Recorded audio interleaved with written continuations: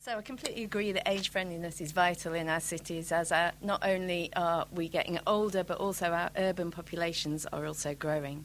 One of my PhD students has just come back from Japan, where by 2030, 1 in 3 people will be over 65, and 1 in 5 people over 75 years of age. And I think Japan is interesting for us to look at in terms of thinking about the resources that we might need to think about our own future cities. Obviously, a very different kind of society. So for me, the key element of age-friendly cities is the understanding that all age groups live alongside each other, that we occupy the same public spaces, or should, and that we have interests and needs in common across generations. So what I'm going to say today draws on some research funded by the Future Cities Catapult, which explored ideas about future all-age-friendly cities. And I'm also drawing on other research I've worked with various organisations in the city and in care homes and extra care facilities with older people in communities who are experiencing social isolation and loneliness too. A lot of the research that I do in partnership with amazing social care providers and community organisations, many in the audience today, focuses on the quality of life of older people and their experience of that. It involves connecting institutions and providers and older people themselves up with others, including working with younger people and people who and people who work with them. And I think what we've seen through that work is the benefit that older people and younger people get by coming together and sharing their expertise and their ideas. So, for example, on a project called Tangible Memories, we have hooked up older people who have rich traditions of oral storytelling and rich memories and cultural histories to tell young people about, who then can help them to record and share those stories using digital technologies. So you can really see how that symbiotic relationship works really well. And young people and older people are really interested in being together, in talking to each other and sharing those stories. So why is this important?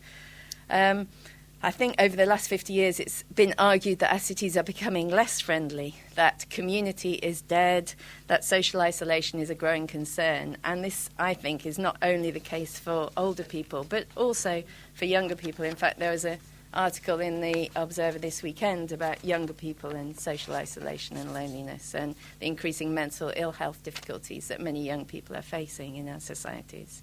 So I guess the question then is, what are we doing wrong then in our communities and in our societies, and how can we change that?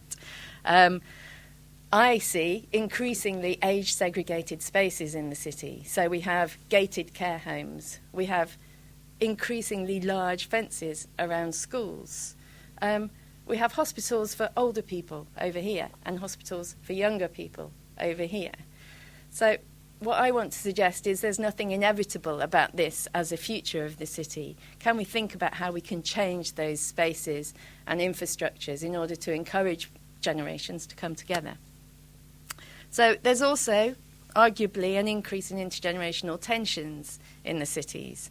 And a lot of this is fanned by institutions like the Intergenerational Foundation, who point out the need for fairness between generations. And I think this picks up on Guy's point about the older people are taking all the resources. You know, when young people get older, we won't have these retirement rights. We don't have an ability to walk into a job for life as older people have done. So I think it's really important to start to challenge, just as Guy suggested, start to challenge some of those dominant discourses. And I think this becomes more important if we look at some of the competing and contradictory drivers that shape future social practices of old age.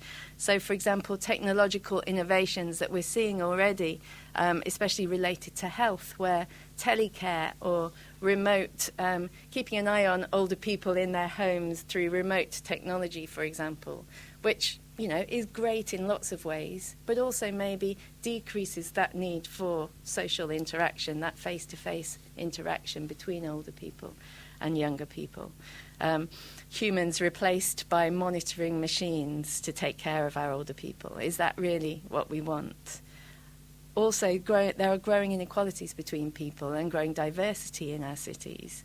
And I think this really increases the need for us to know each other better and to build positive relationships across generations.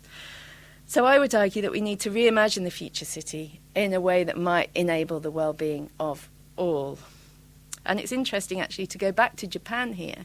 And my student was telling me about the huge, massively expensive hospitals full of technology where the people living there had access to the latest drugs, to robots to help them with their lives, but they were also completely segregated from the rest of the city, even to the point when there was a roof garden so they could see and view the city, but there was no interaction between the city and this massive hospital. And the other point about that is it was only for the very rich too. So we may be continuing to live longer, but also our chances of living well into old age may only be affordable for some.